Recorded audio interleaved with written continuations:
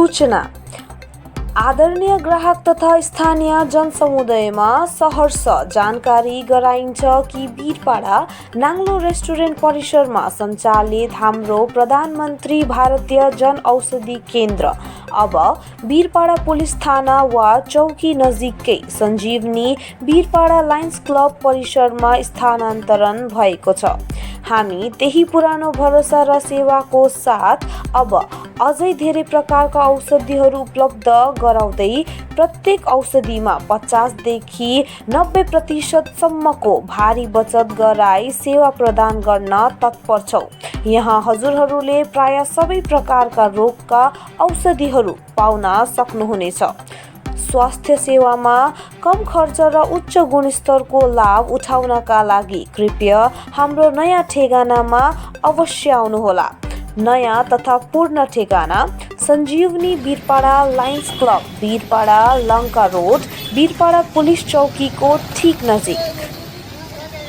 नमस्कार, म बीरपाडा जनऔषधि केन्द्रबाट जो केन्द्र सरकारद्वारा हैन जनताको निम्ति भनेर एउटा सुलभ मूल्यमा यो मेडिसिन सेन्टर दिएको छ र एकदमै पहिलेको तुलनामा दबाईको पनि धेरै हामीले भेराइटिजहरू थपिसकेको छौँ हैन। सँगसँगै दबाईको मूल्यमा पनि हेर्नु जाँदाखेरि विगतको दिनमा जति थियो त्यो भन्दा धेरै दबाईको दाम घटेको पनि छ। नर्मली गभर्नमेन्टले मिनिमम 50% जुन दबाईलाई मार्केटमा 100 रुपियाँ लाग्छ त्यो दबाईलाई मिनिमम 50 रुपियाँ नभए 90 रुपियाँसम्म सरकारले घटाइदिइसक्नु भएको छ भनेदेखि अहिले नयाँ भेराइटीको दबाईहरू पनि धेरै उपलब्ध छ।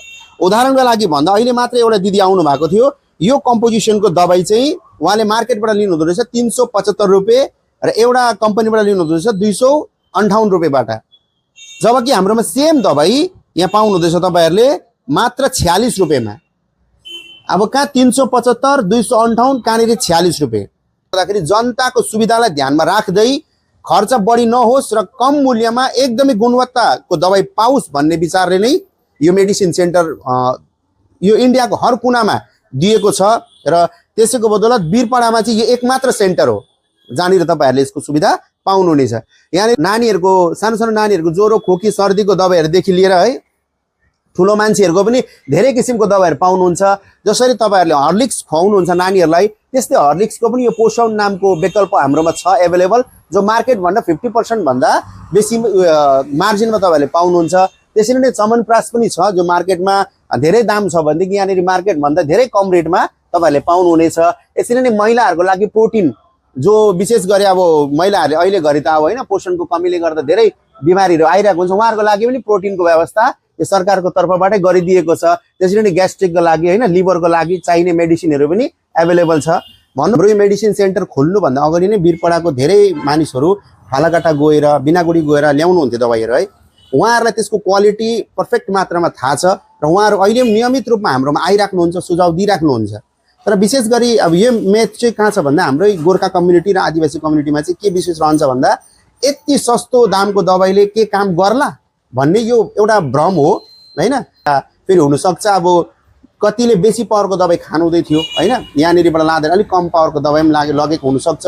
तर ओभरअल हेर्दाखेरि चाहिँ यसको खुदै नै प्रचार देशको प्रधानमन्त्रीज्यूले गरिसक्नु भएको छ, अहिले हाम्रो राज्यको नयाँ मुख्यमन्त्रीज्यूले पनि गरिसक्नु भएको छ।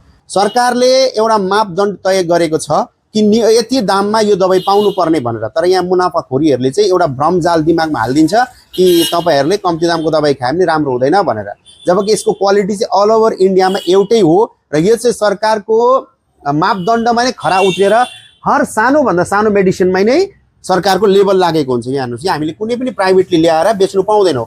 भारतीय जनऔषधि परियोजना यसले दिमागमा हालेर राम्रो चिजलाई नराम्रो भनिदिन्छ। यो चिजबाट चाहिँ अलिकति हामी बाँच्नुपर्छ। कति बिमारीमा समानता हुन सक्दैन, त्यो सबै ठाउँमा एउटै क्वालिटीले काम गर्छ भन्ने होइन।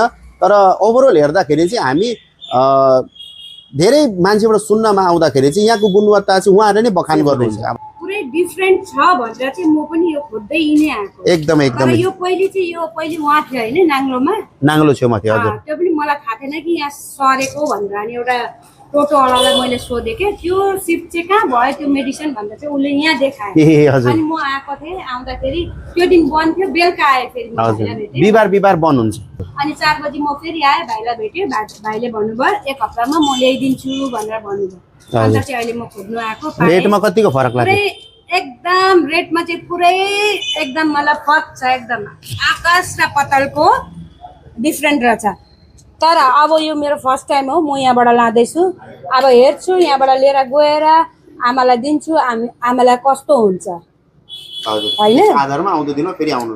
त्यो आधारमा म फेरि नेक्स्ट यिनै किन्नु आउने छु। हाम्रो विशेष पुरा एकदमै डिफ्रेन्ट छ है, फर्कमा चाहिँ एकदम प्राइसमा चाहिँ आकाश र पातालको एकदम डिफरेंट रहता है। ये एक ब्लड शुगर का मेडिसिन है। एक पत्ता में 15-20 टैबलेट आता है जो कि 15 डेज का चला जाता है एक पेशेंट के लिए।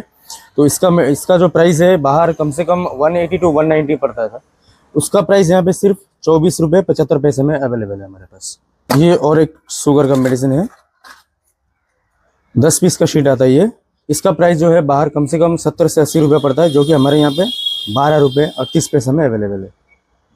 ये एक शुगर का मेडिसिन है, इसका भी प्राइस कम से कम 70 से 80 रुपये बाहर पड़ता है, जो हमारे पास 5 रुपये 16 पैसे पे अवेलेबल है। ये कुछ गैस का मेडिसिन है, ओमेपेराजोल गैस्ट्रो रेसिस्टेंट कैप्सूल 20 mcg का। इसका जो प्राइस है बाहर कम से कम 60 से 70 रुपये पड़ता है, जो हमारे पास 9 रुपये में अवेलेबल है।